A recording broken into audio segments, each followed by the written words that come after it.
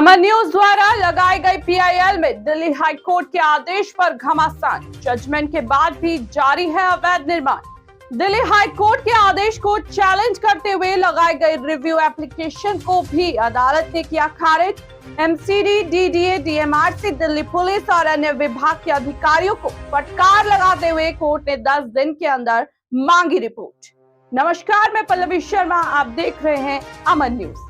आपको बता दें कि 8 जुलाई 2024 को अमन न्यूज द्वारा लगाई गई शबनम बर्नी वर्सेस यूनियन ऑफ इंडिया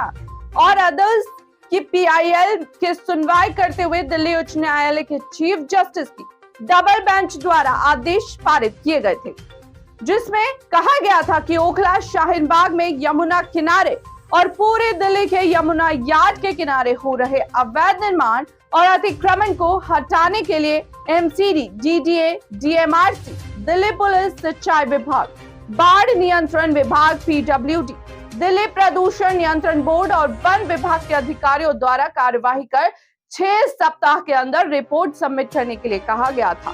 ताकि दिल्ली में हर साल आने वाले बाढ़ के खतरे को दूर किया जा सके और लाखों लोगों की जान माल का नुकसान ना हो। क्योंकि दिल्ली हाईकोर्ट का मानना है कि दिल्ली में यमुना किनारे हो रहे अवैध निर्माण और अतिक्रमण की वजह से दिल्ली में बाढ़ आने का खतरा हर साल बढ़ जाता है और लाखों लोगों की जान माल का खतरा और नुकसान भी बना रहता है। आपको बता दें कि अदालत ने मामले को संज्ञान में लेते हुए यह भी आदेश जारी किया था कि कोर्ट के आदेश का पालन हुआ या नहीं, इसकी जांच के लिए भी मामले की सुनवाई अगली तारीख को की जानी थी, जिसमें संबंधित विभाग अधिकारियों द्वारा कार्यवाही के लिए समय मांगा गया। बता दें, दिल्ली उच्च न्यायालय में अमन न्यूज द्वारा लगाई गई पीआईएल के मामले में दिल्ली उच्च न्यायालय द्वारा दिए गए आदेश को देश के कई बड़े अखबारों और वेबसाइट्स जैसे Hindustan Times, News X, law beat, Economic Times, Business Today, the Hindu newspaper, Bar and Bench, Indian Express, live law, English Jagran, Dev discourse article में भी प्रकाशित किया गया था। वहीं आपको बता दें कि दिल्ली के शाहीन बाग क्षेत्र में दिल्ली हाईकोर्ट के आदेश के बाद भी अब भी अलग अलग प्रॉपर्टी में अवैध निर्माण जारी है, जिसमें थाना जामिया नगर के अंतर्गत खसरा नंबर 472, 473, 481, 482, 488, 489, 506, 507, 512, 513, 514, 493, 494, 470 और 520 रोड नंबर 13 मेट्रो यार्ड के बराबर में फुट ओवर ब्रिज से सटे शाहीन बाग के सामने हाईवे पर सरकारी जमीन पर अवैध निर्माण किया जा रहा है। साथ ही property number 6 B block FP Shaheen Bagh में अवैध निर्माण, प्रॉपर्टी नंबर C324 तैयब मस्जिद थाना शाहीन बाग में अवैध निर्माण, प्रॉपर्टी नंबर A142 ठोकर नंबर 6 थाना कानिंदी कुंज के अंतर्गत वार्ड नंबर 184 में प्रॉपर्टी नंबर B3 खड्डा कॉलोनी जैतपुर में अवैध निर्माण जारी। R797 सुकलेन रोड नियर उमर फारूक मस्जिद थाना जामिया नगर में अवैध निर्माण कर बांग्लादेशी रोहिंग्यों को बसाने का काम किया जा रहा है।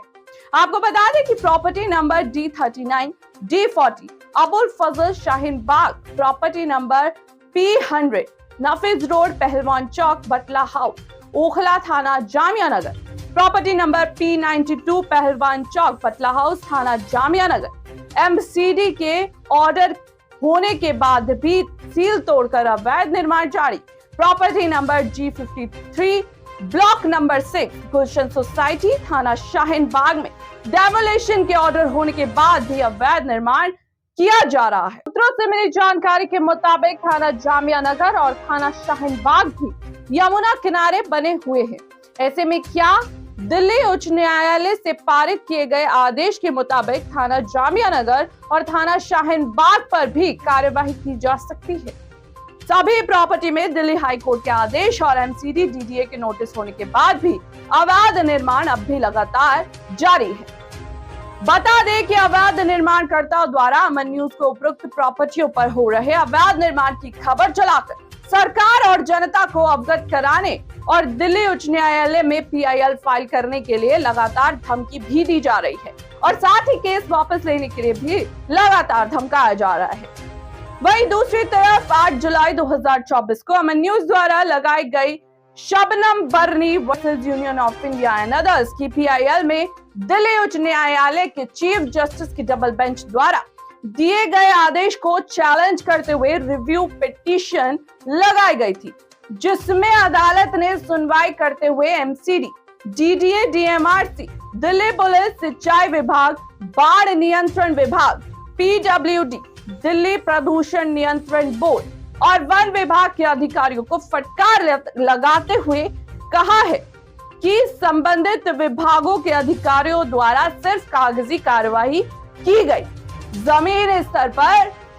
उन अधिकारियों ने कोई कार्यवाही नहीं की। वहीं अदालत ने यमुना नदी और उसके आसपास हुए अवैध निर्माण और अतिक्रमण की कुछ तस्वीरें भी दिखाई, जिसके बाद चीफ जस्टिस की ओर से रिव्यू एप्लीकेशन को खारिज करते हुए 10 दिन के अंदर सभी संबंधित विभागों को कार्यवाही करने के आदेश जारी किए हैं, जिसमें संबंधित विभागों के अधिकारियों को कार्यवाही कर रिपोर्ट अगली सुनवाई में पेश करने के लिए कहा गया है।